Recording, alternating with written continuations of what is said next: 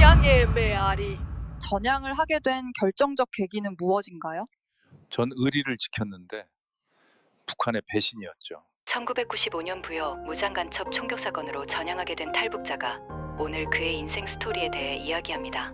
철저히 세뇌된 엘리트 간첩이 어떤 이유로 전향하여 자유대안의 품에 안길 수 있게 된 것일까요? 여기서 잠깐, 여러분은 지금 어디에서 시청하고 계신가요? 구독과 댓글을 남겨주시면 더 다양한 이야기를 들으실 수 있습니다. 안녕하세요. 저는 김동식입니다. 저는 북한 정찰구 소속 제백오련대 소위로 복무하고 있었습니다. 그해 7월 상부에서 특별 지시가 내려왔습니다. 당시 김정일 국방위원장의 직접 지시로 기획된 남조선 대학가 혁명조직 재건 임무의 일원으로 선발된 것이었죠. 저를 포함한 12명의 요원들은 3개월간 특수훈련을 받았습니다. 암호해독, 위장 침투, 대남 선전 활동 등 모든 것을 다시 배웠어요. 출정 일주일 전 고향에 잠시 들렀을 때입니다. 어머니가 밤새도록 저를 붙잡고 울면서 말씀하셨어요. 아들아, 너는 총알바지가 되지 마라. 무슨 일이 있어도 사람 목숨은 해치지 말아라. 그게 엄마의 마지막 부탁이다. 그 말씀이 지금도 제 가슴에 콕 박혀 있습니다. 당시 저는 그냥 어머니의 걱정으로만 들었는데 나중에 지도자 그 말씀의 진정한 의미를 알게 되었죠. 1995년 8월 15일 저와 동료 3명은 황해도 해주 인근에서 고무보트를 타고 서해안을 따라 남하하기 시작했습니다. 보트 안에는 위조 여권, 무전기, 위조 문서, 그리고 9mm 권총 2자루와 질탄 60발이 있었습니다. 바다 위에서 보던 북한의 어두운 그림자는 점점 작아져 갔고 대한민국의 불빛은 점점 선명해졌습니다. 그 순간 저는 묘한 감정에 사로잡혔어요. 이게 과연 옳은 일인가 하는 생각이 들기도 했지만 조국을 위한 희생이라는 생각이 그런 의심을 압도했죠.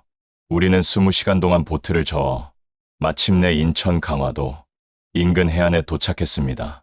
이미 새벽 4시가 다 되었고 하늘에는 별이 반짝이고 있었습니다. 그 별빛 아래에서 우리는 임무를 상기하며 맹세했습니다. 조국의 통일을 위해 목숨을 바치자라고요. 하지만 그때는 몰랐습니다. 그 별빛이 저를 비추고 있었다는 것을, 그리고 그 별빛 아래에서 제 진정한 인생이 막 시작되려고 했다는 것을 말입니다. 강화도 해안에 도착한 우리는 즉시 위장복으로 갈아입고 첫 번째 임무를 시작했습니다. 봉화 1호라는 코드명의 고정간첩과의 접촉이었죠. 예정된 장소와 시간에 도착했지만 아무도 나타나지 않았습니다. 30분을 기다린 후 우리는 두 번째 예비 장소로 이동했습니다. 그곳에서도 아무도 만나지 못하자 우리는 위험을 감지하고 긴급 대피하기로 했습니다. 이때부터 우리의 추격전이 시작되었어요. 경찰의 검문이 점점 심해졌고 우리는 남하하기로 결정했습니다. 충청남도 부여군 근처까지 내려왔을 때는 이미 10월이 되어 있었습니다. 날씨는 점점 추워졌고 우리의 식량도 바닥나기 시작했죠. 10월 23일 밤 우리는 부여군 규안면의 한 외딴 사찰을 발견했습니다. 정각사라는 이름의 작은 사찰이었어요. 우리는 그곳에서 하룻밤을 보내기로 결정했습니다. 스님께 거짓말로 위장의 숙식을 제공받았죠. 그런데 그날 밤 저는 이상한 꿈을 꾸었습니다. 어머니가 제 손을 잡고 울면서 돌아오라는 꿈이었어요. 그 꿈을 꾸고 잠에서 깨어났을 때 새벽 4시 30분이었습니다. 그리고 그때 인생을 바꿀 총성이 울리기 시작했죠. 1995년 8월 15일 우리 4명은 황해도 해주 인근 해안에서 고무보트에 올랐습니다. 달빛이 은은하게 비치는 밤바다였지만 우리 마음은 어둡기만 했어요. 보트 안에는 각자 15kg의 장비를 짊어지고 있었습니다. 무전기, 위조 문서, 위조 여권, 그리고 9mm 권총과 실탄 60발이었죠. 보트를 저어가며 우리는 서해안을 따라 남하하기 시작했습니다. 파도는 점점 거세졌고 보트는 여러 번 전복될 뻔했습니다. 20시간 동안의 사투 끝에 우리는 마침내 인천 강화도 인근 해안에 도착할 수 있었습니다. 이미 새벽 4시가 다 되어가고 있었고 하늘에는 별이 반짝이고 있었어요. 그 별빛 아래에서 우리는 임무를 상기하며 맹세했습니다. 조국의 통일을 위해 목숨을 바치자라고요. 하지만 그때는 몰랐습니다. 그 별빛이 저를 비추고 있었다는 것을, 그리고 그 별빛 아래에서 제 진정한 인생이 막 시작되려고 했다는 것을 말입니다. 해안가에 도착한 우리는 즉시 위장복으로 갈아입고 주변 정탐을 시작했습니다. 첫 번째 임무는 봉화 1호라는 코드명의 고정 간첩과의 접촉이었어요. 예정된 장소인 강화도 교동면의 한 버스 정류장에서 30분을 기다렸지만 아무도 나타나지 않았습니다. 우리는 위험을 감지하고 두 번째 예비 장소로 이동했습니다. 인천 부평구의 한 찜질방이었죠. 그곳에서도 1시간을 기다렸지만 소식이 없자 우리는 작전을 변경하기로 했습니다. 이때부터 우리의 추격전이 본격적으로 시작되었어요. 경찰의 검문이 점점 심해졌고 우리는 계속 남아하기로 결정했습니다. 충청남도 부여군 근처까지 내려왔을 때는 이미 10월이 되어 있었습니다. 날씨는 점점 추워졌고 우리의 식량도 바닥나기 시작했죠. 10월 23일 밤, 우리는 부여군 규안면의 한 외딴 사찰을 발견했습니다. 정각사라는 이름의 작은 사찰이었어요. 우리는 그곳에서 하룻밤을 보내기로 결정했습니다. 스님께 거짓말로 위장해 숙식을 제공받았죠. 그런데 그날 밤, 저는 이상한 꿈을 꾸었습니다. 어머니가 제 손을 잡고 울면서 돌아오라는 꿈이었어요. 그 꿈을 꾸고 잠에서 깨어났을 때 새벽 4시 30분이었습니다. 그리고 그때 인생을 바꿀 총성이 울리기 시작했어요.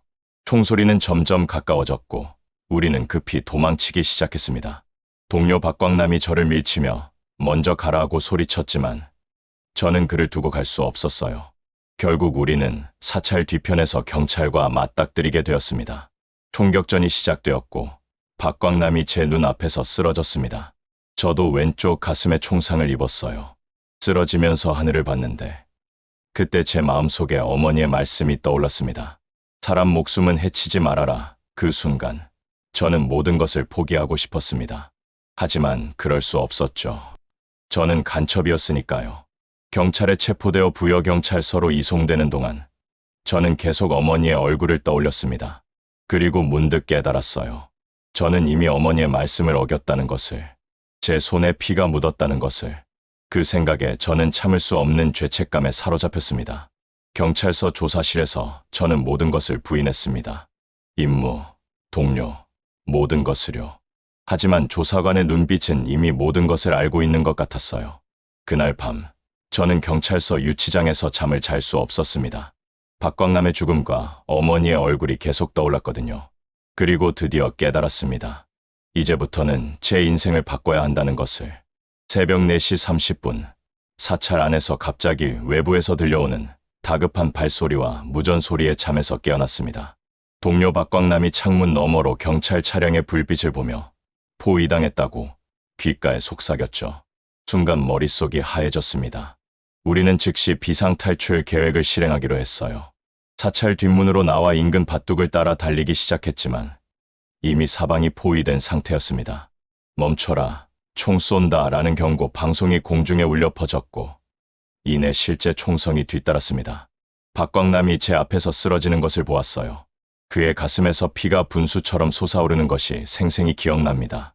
저도 왼쪽 어깨와 가슴을 관통하는 찌릿한 고통을 느꼈고 바닥에 쓰러졌습니다. 하늘을 보니 새벽별이 아직 반짝이고 있었죠. 그 순간 어머니의 목소리가 귓가에 생생하게 들려왔습니다. 아들아, 사람은 해치지 말아라. 쓰러진 동료의 피범벅이 된 모습을 보며 처음으로 제가 무슨 일을 벌이고 있었는지 깨달았어요. 경찰들이 다가와 저를 포승줄로 묶는 동안 저도 모르게 눈물을 흘리고 있었습니다. 상처의 고통보다 더 큰 죄책감에 사로잡혔죠. 구급차에 실려가는 길에 의식이 오락가락했지만 한 가지 생각만 뚜렷했어요. 만약 살아남는다면 반드시 이 잘못을 갚아야겠다. 부여경찰서에서 첫 조사를 받을 때 저는 여전히 교란 작전을 펼쳤습니다. 가명을 사용하고 임무 내용을 부인했죠. 하지만 조사관님들의 차분한 태도와 인간적인 대우는 점점 제 마음을 녹여갔습니다. 특히 한 조사관님이 커피 한 잔을 건네며 당신도 누군가의 아들이겠구나라고 말씀하셨을 때 저는 목이 메어 아무 대답도 못했어요. 그날 밤 유치장에서 홀로 누워있자니 평생 처음으로 자유롭게 숨 쉬는 것의 소중함을 깨달았습니다. 철창 너머로 보이는 하늘은 그렇게 넓고 별은 그렇게 밝게 빛나고 있었어요. 다음 날 아침 군의관이 와서 부상 부위를 처리해 주셨습니다. 그의 손길은 의외로 부드러웠고 잘 낫겠습니다라는 말 한마디에 왠지 모르게 안도감이 밀려왔죠. 그 때문인지 점점 마음의 문을 열게 되었어요. 조사 과정에서 국정원 요원 박중영을 만나게 되었습니다. 그는 다른 조사관들과 달리 저를 향해 화를 내거나 위협하지 않았어요.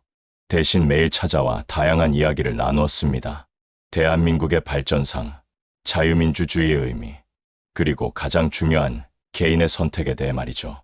처음에는 그저 작전상 응답하는 척했지만 점점 그의 말이 마음에 와닿기 시작했습니다. 특히 당신은 아직 젊어서 새로운 인생을 선택할 기회가 많다는 말이 계속 마음에 맴돌았어요. 3일째 되는 날, 박중영이 유치장에 찾아와 특별한 것을 가져왔습니다. 바로 대한민국 헌법책이었어요.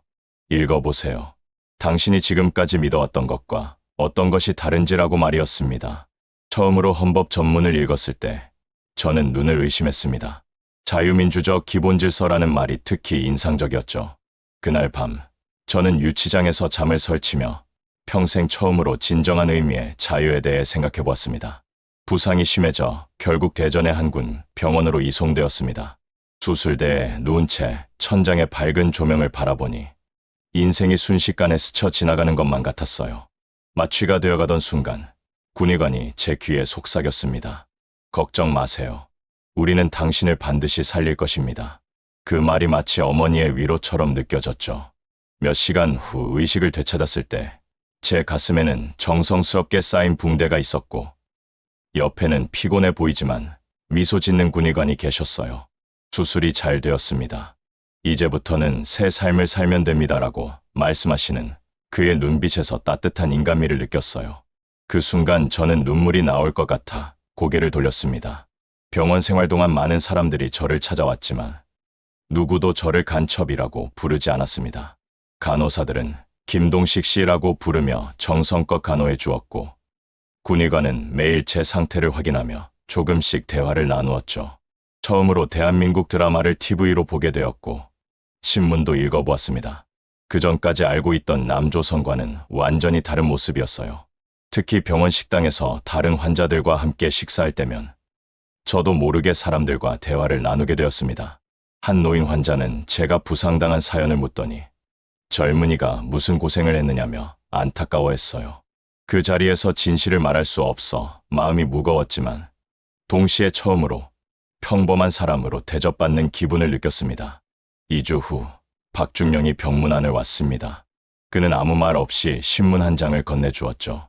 거기에는 북한 주민들의 극심한 경제난과 인권 유린 상황이 실려 있었습니다.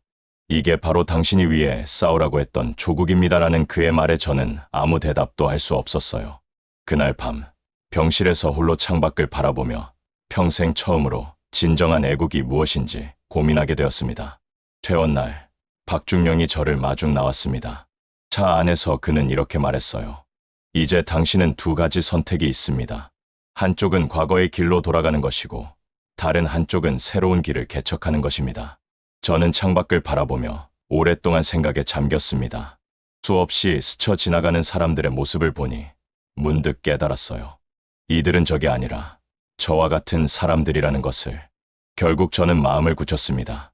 전향하겠습니다. 그 순간 이상하게도 마음이 놓이는 느낌이었어요. 마치 오랫동안 짊어지고 있던 무거운 짐을 내려놓은 것처럼 말입니다. 박중영은 미소 지으며 손을 내밀었고 저는 처음으로 진정한 의미의 자유를 느꼈습니다. 전향서에 서명하는 순간 손가락이 떨렸습니다. 지금까지의 신념, 교육, 모든 것을 버리는 결정이었기 때문이죠. 하지만 마음 한구석은 놀라울 정도로 평화로웠어요. 박중영이 옆에서 조용히 지켜보고 있었습니다. 이제부터는 새 삶입니다라는 그의 말에 저는 고개를 끄덕였죠. 전향 후 첫 달은 혼란스러웠습니다. 보호관찰소에서 생활하면서도 자꾸만 과거의 생각들이 떠올랐어요. 하지만 이번에는 주변에 도움을 줄 사람들이 있었습니다. 상담사, 보호관찰관, 그리고 박중영까지. 그들은 제가 새로운 삶에 적응할 수 있도록 끊임없이 지원해 주었죠. 특히 심리상담 과정에서 많은 것을 깨달았습니다. 과거 북한에서 받았던 교육이 얼마나 왜곡되었는지, 그리고 진정한 자유란 무엇인지를요. 3개월째 되던 날, 특별한 프로그램에 참가하게 되었습니다. 다른 전향자들과의 만남이었죠. 그 자리에서 저는 비로소 혼자만 이런 고민을 하는 것이 아니라는 것을 알게 되었어요. 모두 각자의 아픔과 후회, 그리고 새로운 희망을 가지고 있었습니다. 그중 한 분은 이렇게 말씀하셨죠. 우리는 이제 북한도 남한도 아닌 제3의 길을 가는 것입니다. 진실과 화해의 길을요. 그 말이 가슴에 와닿았습니다. 점점 적응해가던 어느 날 박중령이 저를 찾아와 특별한 제안을 했습니다. 당신의 이야기를 세상에 알려보는 게 어떻겠냐는 것이었어요. 처음에는 거부했습니다. 아직 스스로에게도 용서하지 못했는데 어떻게 세상 앞에 나설 수 있겠습니까? 하지만 박중령의 말이 마음을 움직였습니다. 당신의 용기가 누군가에게는 희망이 될 수 있습니다. 일주일 동안 고민한 끝에 결국 용기를 내기로 했어요.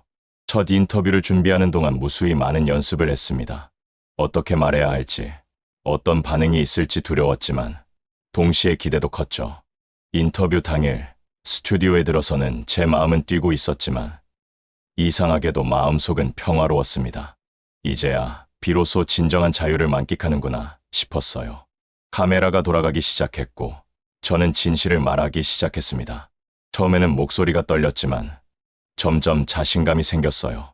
제 이야기를 하는 동안 스태프들의 진지한 눈빛이 저를 지지해 주는 것 같았습니다. 인터뷰가 끝난 후 한 PD가 다가와 악수를 청했죠. 용기 있는 이야기 감사합니다라는 그의 말에 저는 눈시울이 뜨거워지는 것을 느꼈습니다. 그날 저녁 TV에서 제 모습이 방송되는 것을 보았습니다. 처음에는 낯설고 불편했지만 점점 자랑스러워졌어요.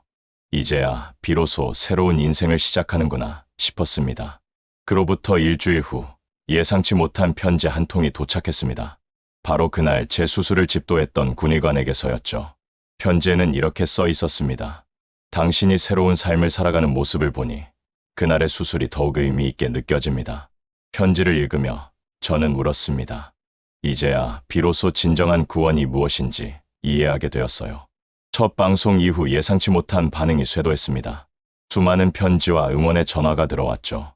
대부분의 사람들이 저를 용서하고 지지해준다는 내용이었습니다. 특히 한 편지는 깊은 인상을 남겼어요. 그날 총격전에서 순직한 경찰관의 딸이 보낸 편지였습니다. 아버지를 잃은 슬픔은 여전하지만 당신이 새로운 삶을 살아간다면 아버지도 기뻐하실 것 같습니다라는 내용이었죠. 편지를 읽는 동안 눈물을 멈출 수 없었어요. 그때부터 저는 더 적극적으로 새로운 삶을 살기로 결심했습니다. 박중령의 도움으로 평생교육원에 등록했고 컴퓨터와 영어를 배우기 시작했죠. 처음 접하는 것들이 어렵기도 했지만 매일이 새로웠습니다.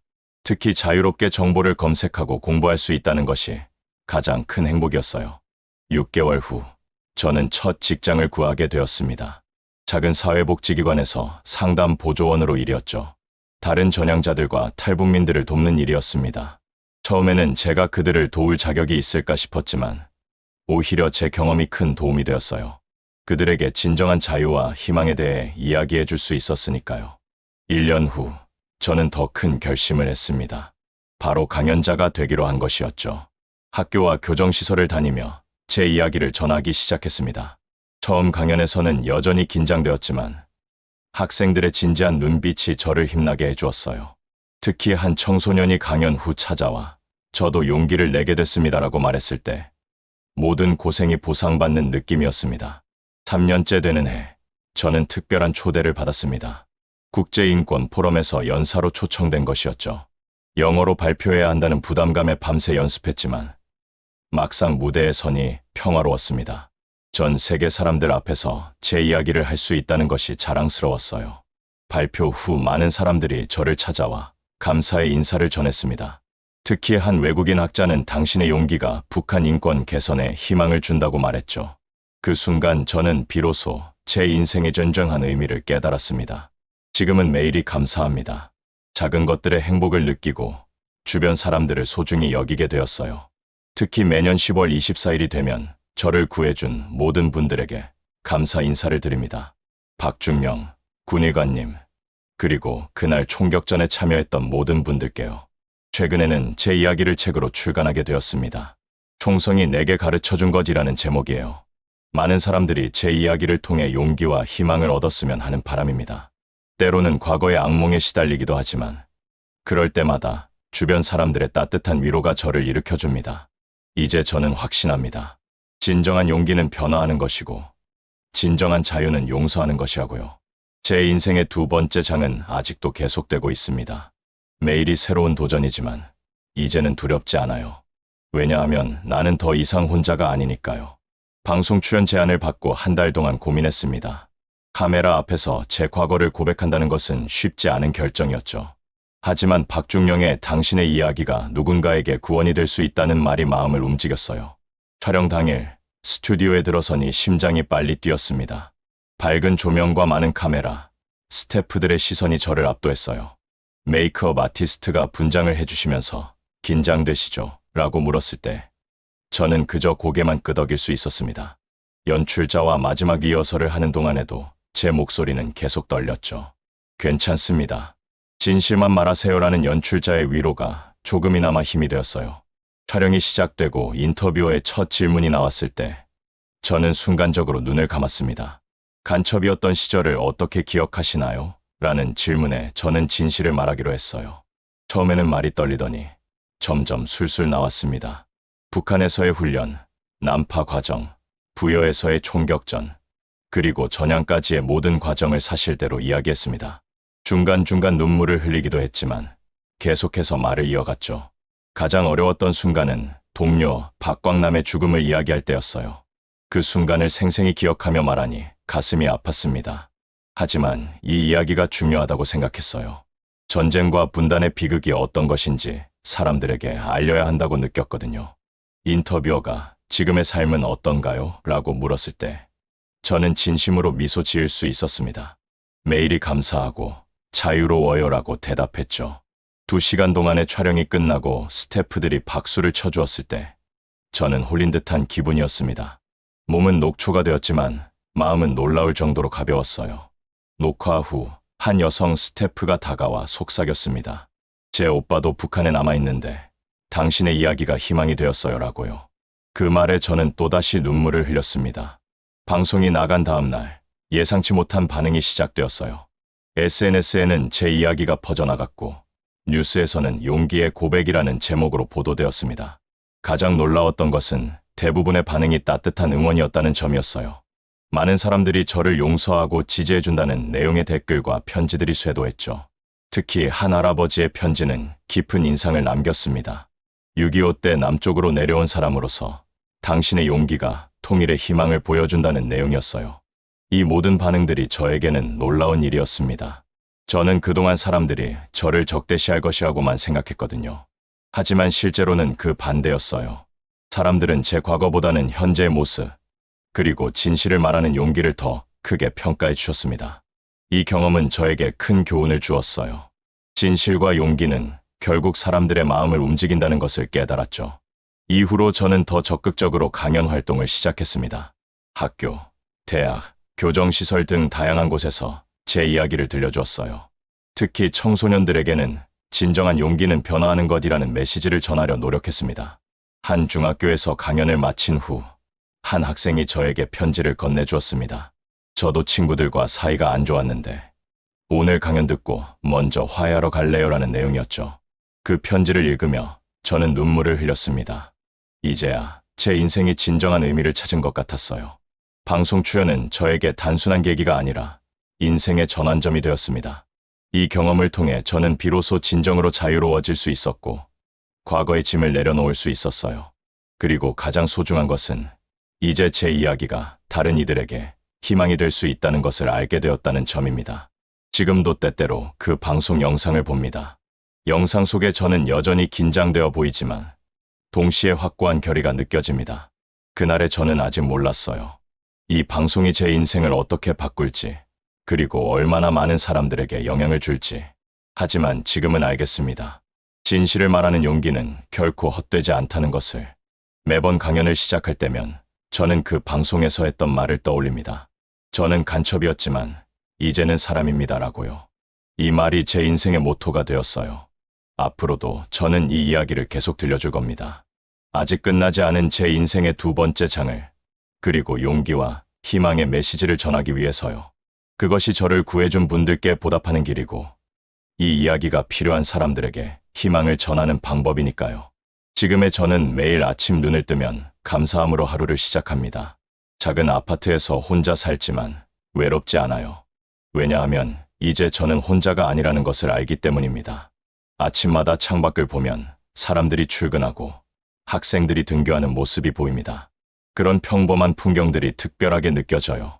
북한에서는 상상도 못했던 일상이거든요. 저는 현재 보호관찰이 끝난 후 작은 사회복지기관에서 상담사로 일하고 있습니다. 주로 탈북민들과 전향자들을 상담해 주는데 제 경험이 큰 도움이 되고 있어요. 그들은 처음에는 두려움과 불안에 가득 차 있지만 제 이야기를 듣고 점점 안정을 찾습니다. 가장 기억에 남는 상담은 지난달에 만난 20대 청년이었어요. 그는 북한에서 고난의 행군 시절을 보내고 기적적으로 탈출했지만 남한에서의 생활에 적응하지 못하고 있었죠. 저는 여기서도 아웃사이더예요라고 하던 그의 말이 가슴 아팠습니다. 저는 그에게 제 이야기를 들려주었어요. 어떻게 적응했는지, 어떤 어려움을 겪었는지를 솔직하게 말이죠. 3개월 후, 그는 제게 감사 인사를 하러 왔습니다. 드디어 직장을 구하고 한국어도 배우기 시작했다고요. 그의 미소를 보니 저도 모르게 눈시울이 뜨거워졌어요. 주말에는 봉사활동을 나갑니다. 지역 복지관에서 음식 나누는 일을 하는데 그곳에서 만나는 분들마다 각자의 이야기를 가지고 있죠. 어떤 할머니는 6.25 때 가족을 잃었는데 제 이야기를 듣고 이제야 마음의 짐을 조금 내려놓겠다고 하셨어요. 그 말에 저는 또 한 번 전향한 보람을 느꼈습니다. 저녁이면 집에서 책을 읽거나 때로는 TV를 보며 휴식을 취합니다. 특히 역사 다큐멘터리를 좋아하는데 최근에는 한국 현대사에 대한 공부를 시작했어요. 제가 몰랐던 진실들을 알아가는 과정이 때로는 고통스럽지만 필요하다고 생각합니다. 한 달에 한 번은 박중영을 만납니다. 그는 이제 은퇴했지만 여전히 저의 멘토이자 친구입니다. 우리는 함께 차를 마시며 인생 이야기를 나누는데 그는 항상 저에게 너는 이제 진정한 사람이 되었구나라고 말해줍니다. 그 말을 들을 때마다 마음이 따뜻해져요. 작년에는 특별한 경험을 했습니다. 처음으로 해외 컨퍼런스에 초청된 거였어요. 독일에서 열린 인권 포럼에서 연사로 초대되었는데 영어로 발표해야 한다는 부담감에 밤새 연습했죠. 하지만 막상 현장에 가니 각국에서 온 사람들이 저의 이야기에 귀 기울여 줬어요. 특히 한 북한 인권 활동가는 당신의 용기가 우리에게 희망을 준다고 말했는데 그 순간 저는 제 인생의 진정한 의미를 깨달았습니다. 때로는 나쁜 기억들이 떠오르기도 합니다. 악몽에 시달리던 시절도 있었죠. 하지만 이제는 그것들도 제 일부라고 받아들입니다. 그 경험들이 없었다면 지금의 저도 없을 테니까요. 지금의 저는 말합니다. 사람으로 산다는 것은 선택의 연속입니다라고. 매일 매 순간 우리는 어떤 사람이 될지 선택하고 어떤 가치를 지킬지 결정합니다. 저는 이제 그 선택의 소중함을 알아요. 왜냐하면 저는 양쪽 모두를 경험했으니까요. 앞으로도 저는 이렇게 살아갈 겁니다. 작은 변화를 믿고 작은 선함을 실천하면서요. 그것이 진정으로 사람다운 삶을 사는 길이니까요. 지금 이 글을 읽는 분들께 전하고 싶어요. 당신의 인생도 변할 수 있습니다. 늦었다고 생각할 때가 가장 빠른 때라고요. 저처럼 과거에 무거운 짐을 지고 있다면 용기를 내어 내려놓으세요. 주변에는 당신을 도와줄 사람들이 분명히 있습니다. 그리고 기억하세요. 진정한 용기는 변화하는 것이라고요. 저는 아직도 배우는 중입니다. 사람으로 사는 법을, 용서하는 법을, 그리고 사랑하는 법을. 하지만 이제는 두렵지 않아요. 왜냐하면 저는 올바른 길 위에 있다는 것을 알기 때문입니다. 그리고 그 길은 혼자가 아니니까요. 지난주에 특별한 초대장을 받았습니다. 부여경찰서에서 열리는 화해와 용서의 모임에 초대된 것이었죠. 초대장을 받는 순간 가슴이 벅차올랐어요. 25년 전 그날의 일을 기억하는 분들을 만난다는 것이 쉽지 않을 것 같았습니다. 행사 당일 부여경찰서 강당에 도착하니 이미 많은 분들이 모여 계셨어요. 그날 총격전에 참여했던 경찰관 분들, 유가족들, 지역 주민들까지 다양한 분들이 오셨습니다. 처음에는 누구와도 눈을 마주치기 어려웠어요. 하지만 한 노인 경찰관이 먼저 다가와 악수를 청했습니다. 그날 그 총격전에서 저도 참여했소. 하지만 지금은 당신이 잘 살아있는 게 기쁘구먼이라고 말씀하시더군요. 그 말에 저는 눈물을 흘릴 뻔했습니다. 행사가 시작되고 제 차례가 되었을 때 저는 마이크를 잡고 진심을 다해 사과의 말을 전했습니다. 25년 전 제가 저지른 잘못으로 많은 분들에게 상처를 줬습니다. 그날의 일을 후회하며 살아왔고 앞으로도 그 죄책감을 안고 살겠습니다라고 말이죠. 제 말이 끝나자 회장에는 잠시 침묵이 흘렀습니다. 그런데 갑자기 한 분이 일어나 박수를 치기 시작했고 곧 모든 분들이 함께 박수를 쳐주셨어요. 그 순간 저는 평생 잊지 못할 감동을 느꼈습니다. 행사 후 한 유가족이 저를 찾아왔어요. 그날 순직한 경찰관의 딸이었습니다. 아버지는 직업을 사랑했고 국가를 사랑했어요. 하지만 아버지도 당신을 용서했을 거예요 라고 말하시더군요. 그 말을 듣고 저는 무릎을 꿇고 울음을 터뜨렸습니다. 그녀는 저를 일으키며 이제는 함께 화해의 길을 걸어요 라고 말해주었죠. 그날 저녁 행사에 참여했던 분들과 함께 저녁 식사를 했습니다. 처음에는 어색했지만 점점 대화가 자연스러워졌어요. 그들은 제게 당시의 상황을 이야기해 주었고 저는 제 경험을 솔직하게 털어놓았습니다. 한 경찰관은 그날 우리도 명령을 수행했을 뿐이었소. 지금 생각해보면 모두가 피해자였지라고 말씀하셨는데 그 말이 가슴에 와닿았습니다. 그렇게 우리는 서로의 아픔을 나누고 이해하는 시간을 가졌어요. 집에 돌아온 후 저는 오랫동안 창밖을 바라보았습니다. 별이 특히 밝게 빛나는 밤이었어요. 그날 밤꿈에서 어머니를 만났습니다. 어머니는 미소 지으며 이제야 내 아들이 진정한 사람이 되었구나라고 말씀하셨죠. 깨어났을 때 온몸이 따뜻함으로 가득 찼습니다. 이제 저는 비로소 진정한 화해의 의미를 알게 되었어요. 화해란 단순한 용서가 아니라 서로의 아픔을 인정하고 함께 앞으로 나아가는 것임을 깨달았습니다. 지금부터라도 저는 그 화해의 길을 걸어가겠습니다. 과거의 상처를 딛고 미래를 향해 나아가는 그 길을 말이죠. 왜냐하면 그것이 바로 제가 배운 가장 소중한 교훈이니까요. 이제 저는 말할 수 있습니다. 과거는 바꿀 수 없지만 미래는 선택할 수 있다고요. 저는 선택했습니다. 화해와 용서의 길을. 그리고 그 길에서 만난 모든 분들에게 감사합니다. 그들이 있었기에 지금의 제가 있을 수 있었으니까요. 앞으로도 저는 이 이야기를 전하며 살겠습니다. 아픔이 희망이 될 수 있고 과거가 미래의 밑거름이 될 수 있다는 것을. 그것이 바로 제 인생이 가르쳐준 가장 소중한 진실이니까요. 재밌었으면 구독, 좋아요, 평양의 메아리.